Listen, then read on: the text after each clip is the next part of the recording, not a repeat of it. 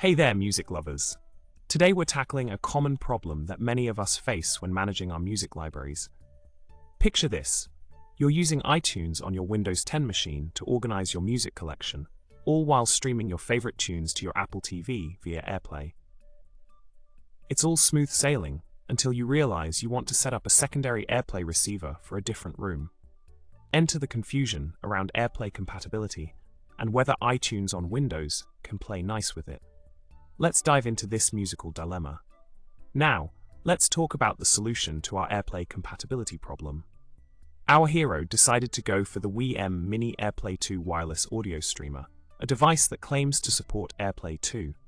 Despite the confusion surrounding the specifics of AirPlay 2 and its compatibility with iTunes on Windows, the WiiM device came to the rescue. The user took the plunge and found that their Windows version of iTunes connected seamlessly to the WiiM device, solving the AirPlay puzzle once and for all. In summary, our intrepid music enthusiast successfully overcame the AirPlay compatibility hurdle by investing in the WiiM Mini AirPlay 2 wireless audio streamer.